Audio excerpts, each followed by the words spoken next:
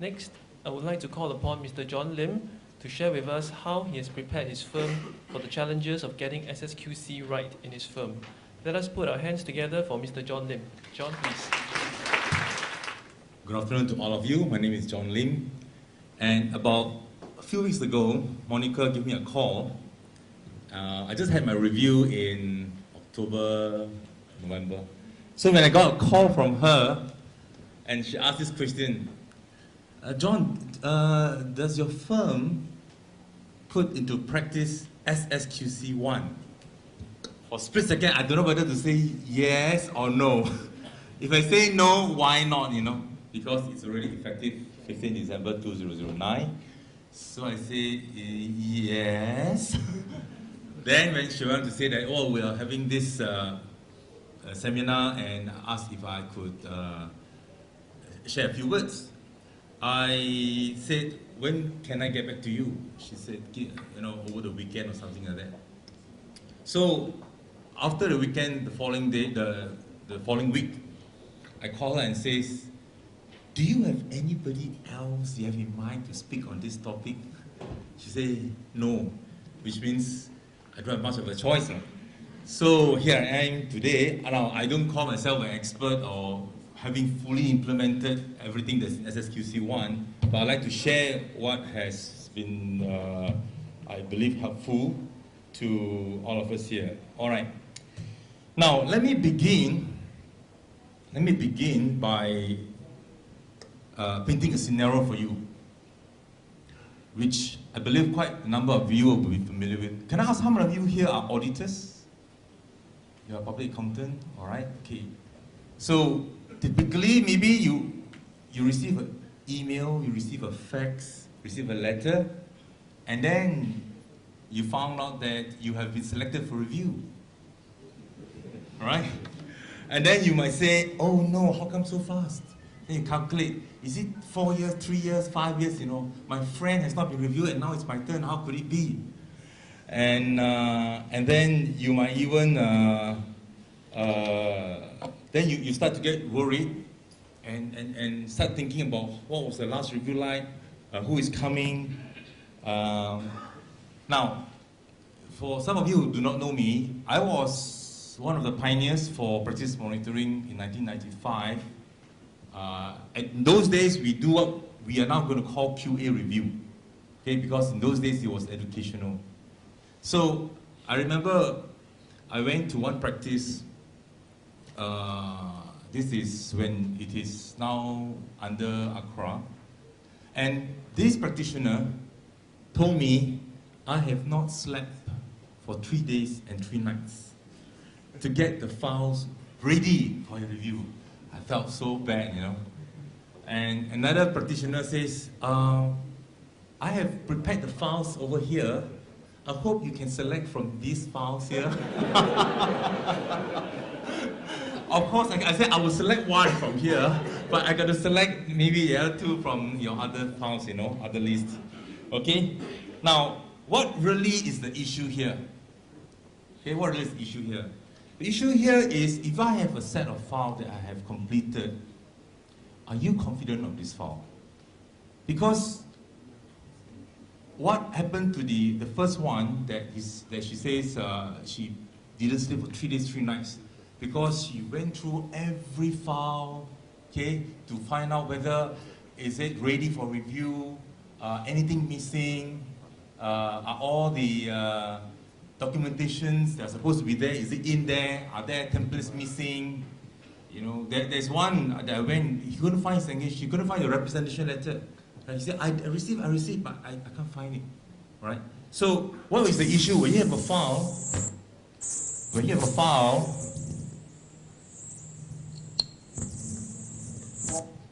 okay.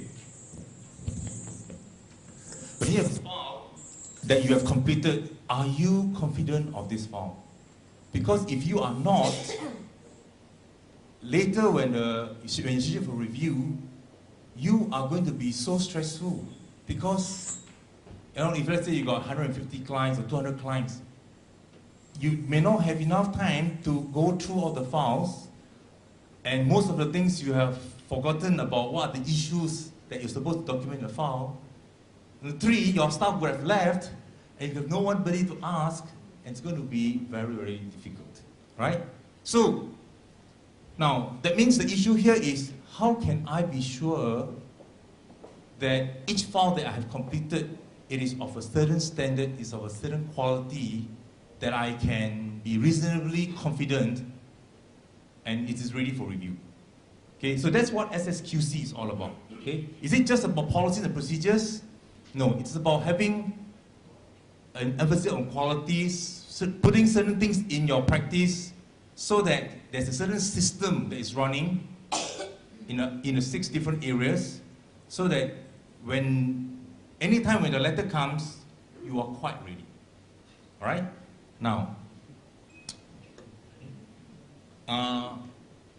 what is the cause of not having quality? You know, when the reviewers come, it's I think normally you're given maybe a month.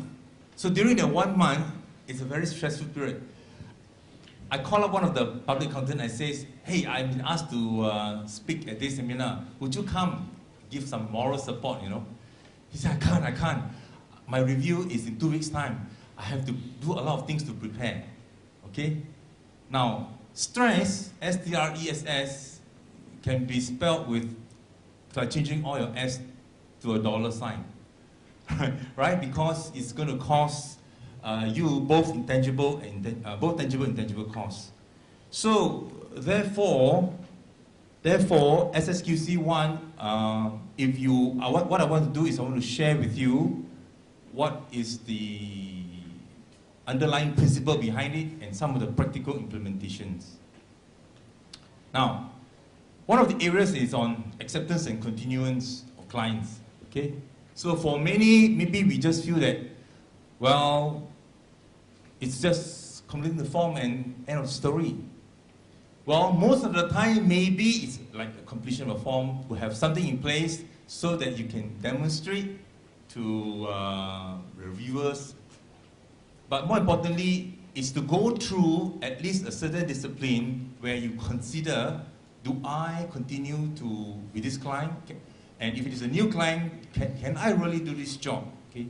Particularly with the SSA 600, if you have significant subsidiaries overseas, you have to consider, especially for majority of us, if we are a local firm and we may not have international associations, how are we going to be comfortable with the audit quality or the auditors that perform the work on the subsidiary of our clients?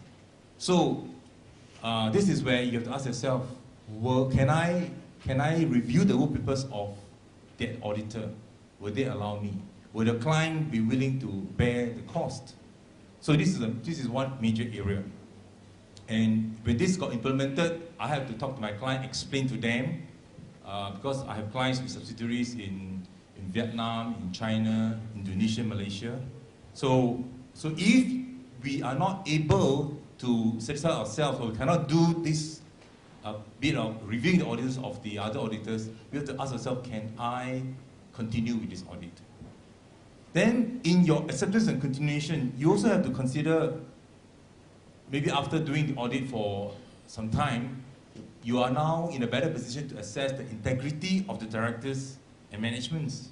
For example, I come across a client, they have huge entertainment.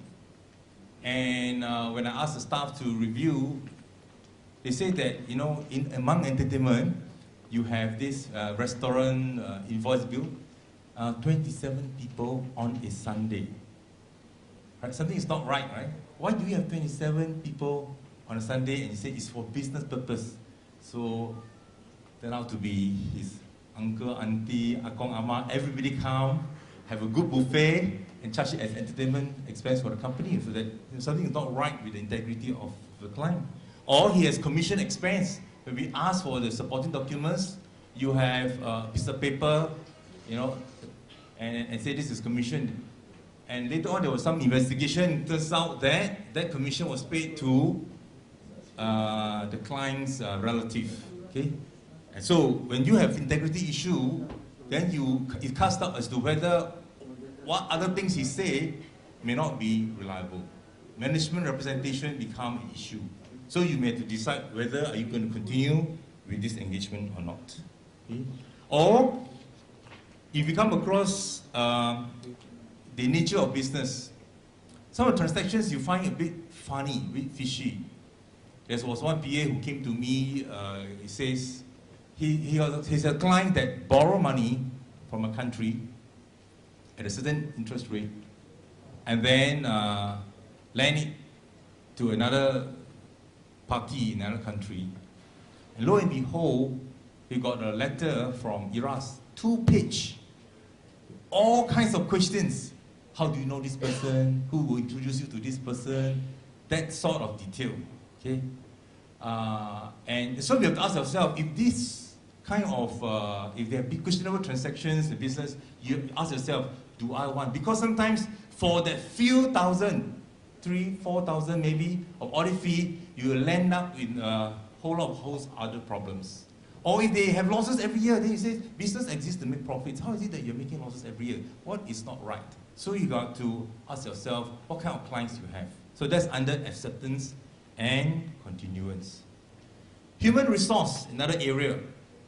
Now, you would have policy procedures, you have to ask yourself, for your practice of your size, what kind of staff do you want to have? For mine, you know, I don't recruit someone fresh from the universities or from polytechnic because, number one, you know, I don't have enough resources to do this different levels of training.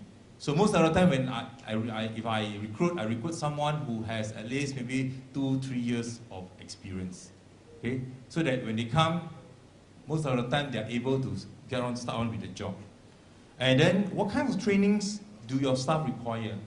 So when you have SSQC1, it forces you to think through for your another human resource, can you do internal training or are you going to send the training out?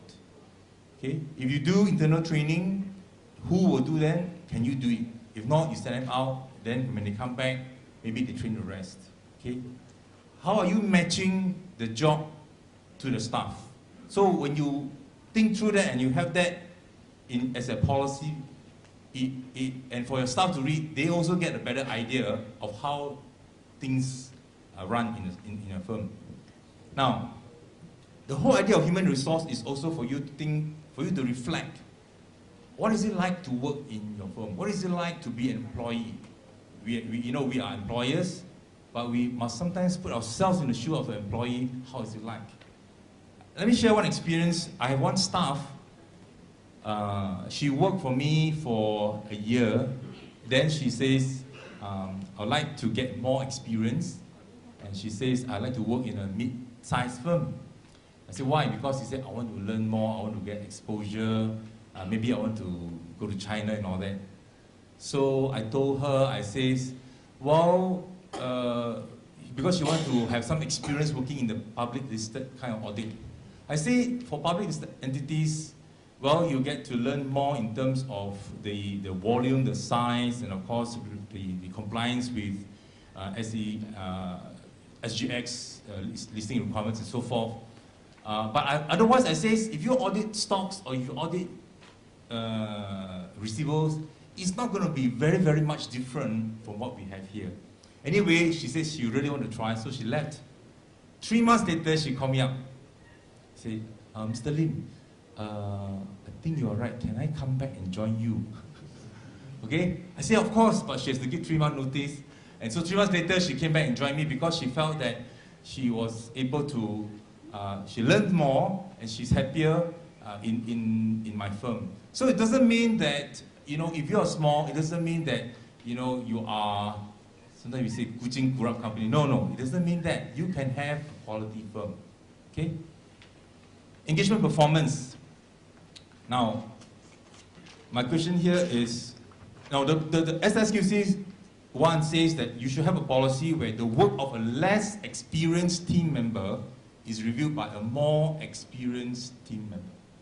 Okay, so we call it, you know, different levels of review. Of course, for bigger firms, the staff did the work, the senior review, the manager review, and then finally the partner. But for smaller firms, you may not have that luxury of, 2 levels of review. Sometimes the staff do the work, and then if you have a manager to review, that's good, then come to you. If not, it goes straight to you. So, but if you have someone to review, then you have to make sure that the person who is reviewing has the competency, has the experience to do that. And you also have to ask yourself, how detailed is the review? Because in the past, when I was a reviewer, often when we ask a question concerning a particular section of documentation, the public accountant have not looked at that piece. Okay, and probably the staff did the work, the partner asked, have you done? Done, but nobody else looked at it. And turn out to be a problem area, and that's where you have a finding. Okay? So, generally, for me, if my manager reviews, I will want the manager to review every page. I want to see his signature on every page. If it's not there, I say, have you reviewed this? Okay? So when it comes to my review, now if the staff did the work, maybe it's a very good senior, very strong senior, and then no need to go through manager, comes to me, I will review every page. Okay? So that I will make sure that when the file is completed, it is something that I'm comfortable with. Okay? So you have to decide what is the level of your review. Now, another important area in terms of performance of engagement is what we call EQCR, Engagement Quality Control Review. Now, the definition is this in terms of the purpose: to provide an objective evaluation of significant judgments made by the engagement team and the conclusion reached. See, often when you have situations where you need to make a judgment, is this true and fair? Should I make these adjustments or not? Okay? Should I make this allowance? Is the level of allowance for, say, inventory obsolescence adequate or not? Should a provision be made for a particular area? Now, by and large, maybe, let's say, maybe 70–80% or more of your files should not have too many issues, because if a lot of your jobs have issues, then you end up spending a lot of time, and that may not be the kind of clients you want to have. But you will have those where significant judgments are required. Now, you therefore need to ask yourself, for all your clients, ask yourself, which client or which file I need to allow this to go through a EQCR. Meaning, somebody else who didn't do the job, if you have 2 partners or 3 partners in your firm, the other partner can be the reviewer to look at that area, because you want him or her to give an objective evaluation of this audit issue.